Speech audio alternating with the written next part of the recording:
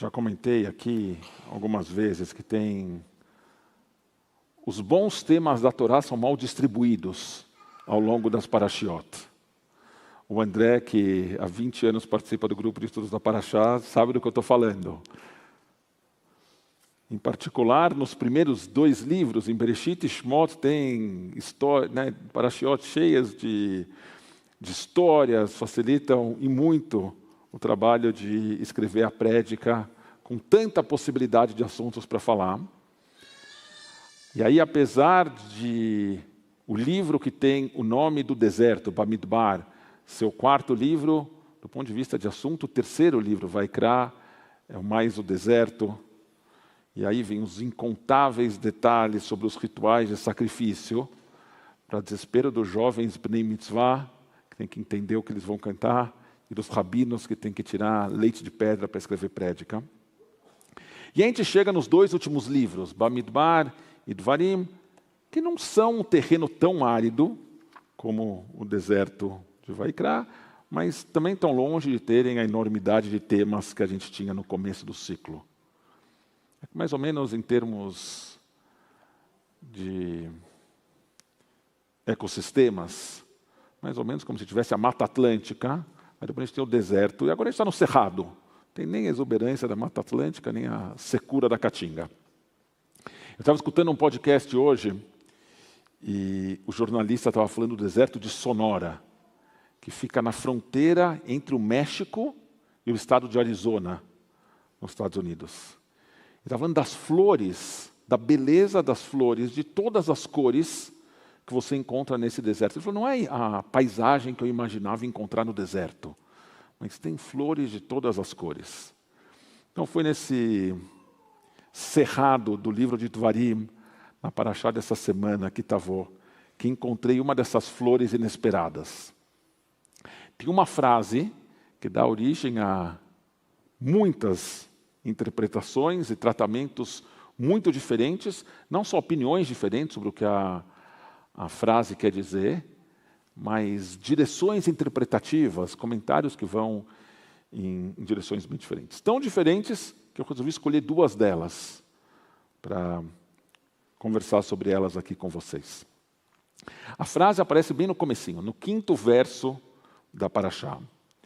E o texto começa contando de como, quando os hebreus, os israelitas, se estabelecerem na terra de Israel, eles devem preparar uma cesta com primícias, com os primeiros frutos, e levar até o local que será designado por Deus. Lendo hoje, a gente interpreta isso como sendo o templo em Jerusalém. Entregar a cesta para o sacerdote, reconhecendo que você está nessa terra porque Deus honrou a promessa que tinha feito aos nossos ancestrais, e dizer a seguinte fórmula: Ve'anitá ve'amartá lifnei Adonai Elohecha. Então você deve proclamar diante de Adonai teu Deus. Arami oved Davi, ve'ered Mitzrayma, ve'agar sham, bemtei me'at, ve'i sham legoi gadol ve'atzum rav. Então você deve recitar o seguinte diante de Adonai teu Deus: meu pai era um arameu vagante. Ele desceu ao Egito com poucos números, ali peregrinou, mas lá ele se tornou uma grande e muito populosa nação. O texto continua com mais detalhes de como os nossos antepassados foram oprimidos no Egito e de como Deus os tirou de lá e os trouxe para a terra de Israel, mas é nessa primeira frase que eu quero focar. Arami oved Avi. Meu pai era um arameu vagante. É uma frase que talvez vocês conheçam, eu reconheci porque ela está na Agadá de Pessach. De acordo com a tradição que eu aprendi, tem muitas tradições com relação a Agadá e muitas formas de ler, mas de acordo com a tradição que eu aprendi, a gente faz as 4 perguntas do Manishtaná, porque essa noite é diferente de todas as outras noites. E aí tem 2 sábios da Babilônia que divergem sobre a resposta para essas perguntas. Shmuel acreditava que o Seder de Pessach era a celebração da nossa libertação física, política, de uma situação de opressão. E por isso, ele dizia o seguinte: em resposta ao Manishtaná, a gente tem que fazer Avadim Ainu Ainu. Nós somos escravos. Por que essa noite é toda diferente das outras noites? Porque nós fomos escravos e Deus libertou a gente da escravidão. Rav, por outro lado, acreditava que o Seder de Pesach celebrava a nossa libertação espiritual em relação à situação de paganismo em que os nossos antepassados se encontravam. E ele propunha que a gente falasse dessa situação de paganismo no qual os nossos antepassados viviam. Arami Ovedavi é um dos textos usado nessa descrição de como os nossos antepassados estavam. Quando nós lemos essa passagem no Shacharit dessa segunda-feira, eu estava lá acompanhando a leitura com o nosso Sidur, com o Sidur Shavuot Tov, o Sidur azul, e lá tem a leitura da Torá e a tradução. E aí eu fui ler a tradução, e lá estava escrito assim, Arami Ovedavi, Lavan, o arameu, quis fazer perecer o meu pai. Depois, pesquisando um pouco mais, eu me dei conta de que tem uma longa tradição de questionar quem era o arameu, e que muitos comentaristas consideram de fato que era Lavan. Mesmo assim, percebam a enorme diferença entre meu pai era um arameu vagante, opção 1 da tradução, e Lavan, o arameu, quis fazer perecer o meu pai. Não só o nome de Lavan não é mencionado em lugar nenhum no texto em hebraico, mas a ênfase da tradução que eu apresentei primeiro parece ser de uma modéstia, de reconhecer as nossas origens humildes, enquanto a ênfase da segunda tradução é um aspecto de perseguição, de se enxergar como vítima.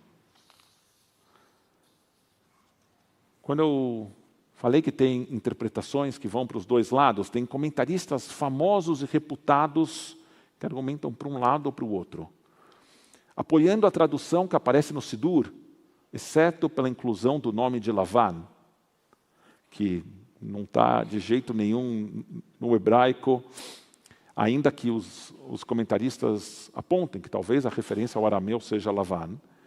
Então, Rashi e o Maharal de Praga. Dois pesos pesados dos comentários. Do outro lado, discordando dessa ideia de que Lavan, só para lembrar, Lavan é o sogro de Yaakov, o irmão de Rivka, tá certo? Então, Yaakov foge de casa, porque brigou com o irmão jura ele de morte, ele foge, vai para a casa do tio, que é Lavan, e aí ele casa com as filhas de Lavan, então ele passa a ser tio e sogro. Do outro lado dessa disputa, então Rashbam, que por acaso é o neto de Rashi, Ibn Ezra e Sforno, outros pesos pesados. É que nem colocar, não sei, o Mike Tyson de um lado e o Cassius Clay do outro, né? O Muhammad Ali do outro. Mas para mim, mais do que entender se era o Lavan, não era o Lavan, a pergunta que essa conversa toda deixa é como a gente lida com passagens da Torá, ou da nossa tradição em geral, que estejam em contradição com a forma como a gente enxerga nós mesmos e o nosso judaísmo em 5.783. Rabino Lawrence Hoffman, um dos maiores especialistas em liturgia judaica no mundo liberal, diz que, abre aspas, os fiéis liberais enfrentaram esse dilema do significado das rezas de uma maneira diferente dos tradicionalistas. Como seus livros de rezas traziam rezas em tradução, de repente descobriram o que vinham dizendo há muitos anos, mas nunca tinham sabido. Os editores dos livros de rezas responderam com várias estratégias. E aí eu escolhi uma específica. Eles intencionalmente traduziram erroneamente os originais, para evitar ideias com as quais os autores antigos não tinham problemas, mas que os congregantes modernos achavam horríveis. Olha a história, tem alguma ideia no Sidur ou na Torá que a gente não gosta? O que a gente faz? Deixa lá o original em hebraico. Deixa o texto original sem transformar. Mas muda a tradução. Quando o texto fala que meu antepassado estava espiritualmente perdido, será que eu tenho a coragem de enfrentar quanta verdade tem nessa afirmação? Quanto eu mesmo, não só o meu antepassado, Ainda estou perdido? Ou será que eu prefiro adotar uma tradução que amenize o tom do texto? Quando o texto da Torá pergunta, Mi Hamocha Bailim Adonai, quem é como você entre os deuses, Adonai? Será que eu consigo me perguntar a quais deuses eu continuo dando espaço na minha vida? Ou será que eu prefiro traduzir o texto como faz o nosso Sidur? Quem é como tu entre os poderosos, ó Adonai? A gente não gosta que a Torá tenha falado de outros deuses. Nós somos monoteístas. Como assim outros deuses? Então o que a gente faz? Muda a tradução. Diz que Elohim, Mi Hamocha Bailim, Kelim, não quer dizer deuses. Elim quer dizer poderosos. Até que ponto a gente retrojeta, projeta para trás, a nossa própria visão de mundo judaica sobre os textos antigos, sem, no entanto, ter a ousadia de mudar o hebraico, ou quando a gente reconhece que aquele texto não reflete mais o que a gente acredita e passa a lidar com esse fato. Se a gente reconhece que aquele texto não diz mais o que a gente acredita, será que a gente mantém o texto, mas mente na tradução? Será que a gente se pergunta se tem lugar para esse texto na liturgia contemporânea? Ou se a gente tem que falar da prédica dessa história, na prédica tem que falar dessa dissonância? O que a gente faz? Em 2 semanas, em Rosh Hashanah, a gente vai ler as histórias complicadas sobre os nossos patriarcas, sobre a expulsão de um filho, que quase leva à morte dele, e o quase sacrifício do outro. Será que a gente vai ter a coragem de enfrentar essas histórias no seu âmago? Ou será que a gente vai partir da premissa de que como são os nossos patriarcas que se comportaram dessa forma? Eles são quase super-heróis, eles deviam estar certos. Devia ter um motivo que talvez a gente não entende. Eles deviam ter razão na forma como eles agiram. Rashi viveu na França, no século XI. Isso mostra que essa questão não é uma questão recente, mas o fato dela ser antiga não faz dela menos relevante. Rabino Newton Bonder, no seu livro A Alma e Moral, menciona um ditado italiano que diz traduttore traditore, tradutor, traidor. Toda tradução envolve um trabalho de ressignificação de uma cultura para outra. Mas tomara que nesse processo nós não traiamos nem... Sim, eu fui procurar para ver como é que conjuga o verbo trair.